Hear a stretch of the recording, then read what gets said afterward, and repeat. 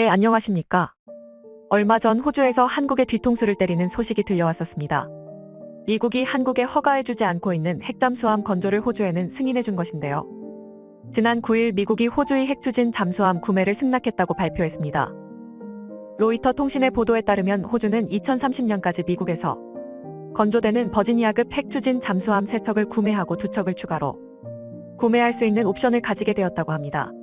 한국 해군이 그토록 간절히 바래왔었던 핵추진 잠수함을 한국에는 절대 허가해주지 않더니 호주에는 5척이나 구매할 수 있도록 허가를 내주었다는 소식에 미국의 강한 배신감을 느껴야 했었는데요. 심지어 한국은 미국에서 팔아주지 않고 그저 원자력 사용 제한을 풀어주기만 한다면 당장 핵추진 잠수함을 건조할 수 있는 기술력을 가지고 있기에 더욱 아쉬움을 느껴야 했었습니다.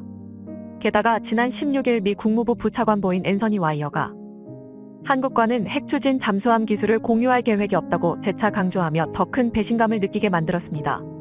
같은 동맹이지만 호주와 달리 한국은 안 된다고 선을 그어버린 것이죠. 하지만 너희만 안 된다고 하면 참지 못하는 게 한국인들이죠. 얼마 전 핵추진 잠수함급 작전 능력과 현존하는 재래식 잠수함 중 최고의 성능을 갖추게 될 하이브리드 잠수함의 본격적인 건조가 시작되었다는 소식이 들려왔습니다.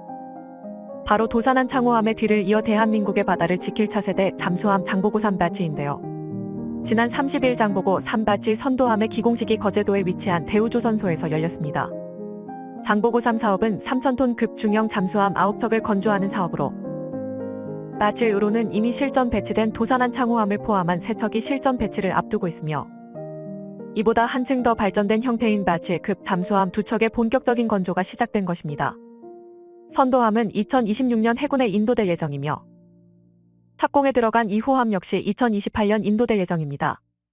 도산한 창호함보다 배수량이 600톤이나 늘어 수중 배수량 4,000톤급 잠수함이 된 장보고 3바치는 현존하는 디젤 잠수함 중 작전 능력이 가장 우수한 것으로 평가받고 있는데요. 앞서 실전 배치된 도산한 창호함보다 전투 및 소나체계 성능을 획기적으로 개선해 적 잠수함 탐지 및 교전 능력이 향상되었고 기존 6기가 탑재되어 있었던 수직 발사대도 4기가 늘어나 총 10대의 SLBM 발사대를 갖추게 되었습니다.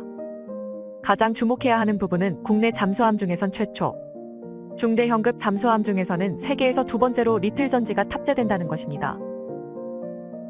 현재 배치된 도산한 창호급 잠수함에는 한국특수전지에서 생산하는 납축전지를 탑재하고 있는데요. 납축전지는 낮은 제조 원가로 가격 경쟁력이 우수하나 충전 과정에서 수소가스가 발생하여 폭발 위험성이 있으며 다양한 부속 설비들을 필요로 한다는 문제점이 있습니다. 협소한 잠수함 공간에 추가적인 설비가 들어간다는 건 그만큼 무장량과 연료 탑재량이 줄어든다는 걸 의미하죠. 하지만 리튬 전지는 납축 전지에 비해 작동 전압과 에너지 용량이 우수하며 충방전 과정에서 가스가 발생하지 않아 부속 설비들을 제거해 공간을 더 많이 확보할 수 있습니다. 이를 통해 리튬 전지는 기존 납축 전지보다 같은 공간에 더 많은 용량의 배터리를 탑재할 수 있고 리튬 전지를 탑재한 장보고 3바치 잠수함은 최저속도 자망시간을 166%, 최고속도 자망시간을 305%까지 향상시킬 수 있었습니다. 또한 충반전 효율도 50%이며 수명이 2000사이클인 납축 전지에 비해 97%로 100%에 가까운 높은 충방전 효율과 4000사이클로 2배에 달하는 수명을 가지고 있어 잠수함의 운용 및 유지 보수에 있어서도 매우 유리한 이점을 가지고 있습니다. 이를 통해 새롭게 건조되는 바치 잠수함은 기존 재래식 잠수함의 한계를 뛰어넘는 은밀성과 자망 성능을 확보할 수 있을 것으로 기대받고 있습니다. 잠수함에 탑재될 잠수함용 리튬 전지 체계는 리튬 전지에 있어서는 최고의 기술력을 가진 국내 기술로 제작되었는데요. 체계 개발을 맡은 하나디펜스는 국내에서 리튬 전지 관련 최고의 기술력을 가지고 있는 삼성 SDI의 리튬이온 셀 192개를 직렬 구성한 리틀 전지 모듈을 개발하였으며 장보고 II 바치 잠수함에는 총 140개의 모듈로 구성되는 112모 용량의 리튬 전지 그룹 2개가 탑재될 예정입니다. 그런데 이러한 군용 장비의 높은 출력보다 중요한 부분이 있으니 바로 안정성입니다. 아무리 평시 작전에서 높은 효율성을 보여준다 하더라도 교전 시 작은 충격에 폭발해버린다면 군용으로 쓸 수 있는 장비라고 할 수 없죠. 특히 리튬은 물에 닿으면 폭발하는 성질을 가진 금속으로 한번 불이 붙게 될 경우 쉽게 끌 수 없는 성질을 가지고 있습니다. 전기차의 화재 사고를 진압하기 어려운 이유 중 하나이죠. 무게 안정성을 위해 잠수함 하부에 배치되는 리튬 전지는 선체에 파손이 발생할 경우 곧바로 해수에 노출될 가능성이 높습니다. 그렇게 될 경우 리튬 전지에서 수소가스가 발생하면서 연쇄적인 폭발로 이어져 잠수함이 곧바로 침몰해버릴 수도 있죠. 이러한 사태를 막기 위해 잠수함에 탑재되는 리튬 전지는 절연 성능을 강화하고 과전압, 과전류, 고온 등에 대한 다중 안전장치를 적용하여 일반 전기차 배터리와는 차원이 다른 안정성을 갖추고 있습니다. 또한 리튬 전지 모듈은 외부의 화염으로부터 보호할 수 있도록 전체를 둘러싸 밀봉시키는 압력 용기 구조로 설계되었는데요. 모듈을 둘러싸는 소재는 열전도 및 열팽 창률, 비열 성능이 높은 스테인리스강 STS 계열의 소재로 제작되어 섭씨 1400도의 온도까지 내부를 보호할 수 있습니다. 이처럼 안전장치들이 마련되어 있지만 과연 실전에서도 제대로 작동할지는 확인해 보아야 알 수 있을 텐데요. 그것을 확인하기 위해 하나디펜스에서는 말 그대로 전지를 불에 태우고 물에 담궈 보았습니다. 이는 세계 최초로 이루어진 잠수함 전지에 대한 성능 입증 테스트였는데요. 하나디펜스에서는 전지를 794V로 95%까지 충전하고 연소안전 시험평가를 실시했습니다. 섭씨 800도, 섭씨 1100도의 화염에서 2분간 가열하였지만 시험 후 모듈의 파손은 확인되지 않았고 모듈 구조물 속 전지도 전혀 손상되지 않고 초기 전압인 794V를 유지하고 있는 걸 확인할 수 있었습니다. 또한 엽수로부터 안전한지를 확인하기 위해 작동 중인 리틀 전지팩을 말 그대로 바닷물 속에 담가 보았는데요.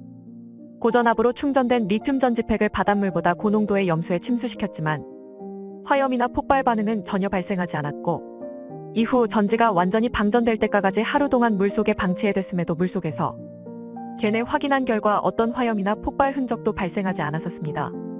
이외에도 88가지의 기능, 성능, 안정성, 연동 시험을 거쳤지만 전부 요구 성능을 100% 만족하는 결과를 보여주었고 국제공인규격에 따른 리튬 전지 성능 테스트까지 통과하면서 하나디펜스의 잠수함용 리튬 전지 체계는 세계 최고 수준의 안정성과 신뢰성을 갖추었다는 것을 증명해냈습니다.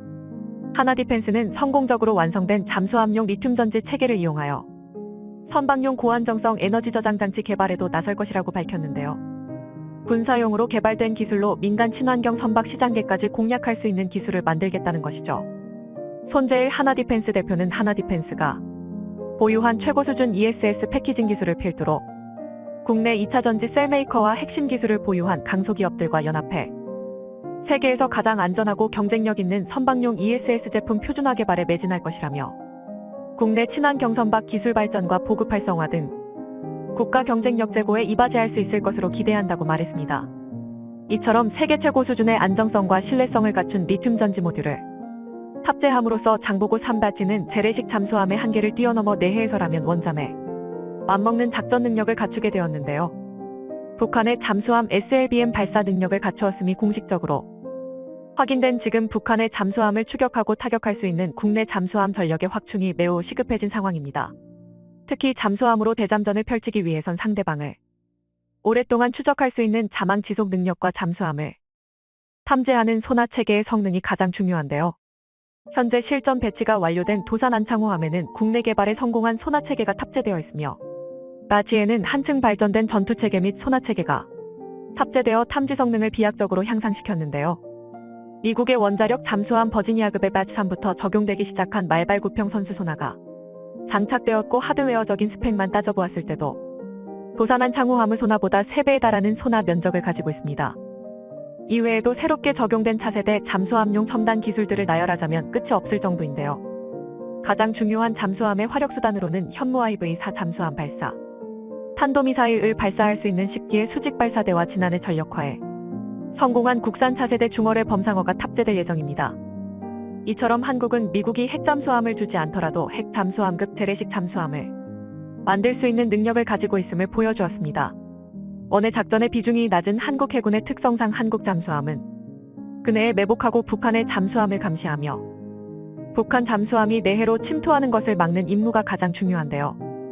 한번 가동할 경우 절대로 시동을 끌 수 없는 핵추진 잠수함과 달리 디젤 엔진 잠수함은 엔진을 끄고 대기할 수 있기에 소음을 최대한 줄여야 하는 매복 임무에서는 디젤 잠수함이 핵추진 잠수함보다 앞서는 부분이 있습니다. 한국에 협소한 전술적 환경에서 자망시간을 최대화한 하이브리드 디젤 잠수함 전력은 핵추진 잠수함 못지않은 작전 능력을 발휘할 수 있다는 것이죠. 대한민국의 신무기 개발에 하나하나 태클을 거는 미국이 아니 꼽지 않을 수가 없지만 한국의 뛰어난 연구진들은 시련이 닥칠 때마다 이를 극복하고 한계를 넘어서는 성능의 무기들을 선보여 왔었습니다. 하늘과 지상, 바다, 그리고 심해가까지 한국의 뛰어난 무기들이 빈틈없이 지키게 될 그날을 그려봅니다. 시청해주셔서 감사합니다. 영상이 도움이 되셨다면 구독과 좋아요 부탁드리며 다음에 더 유익한 영상으로 찾아뵙도록 하겠습니다.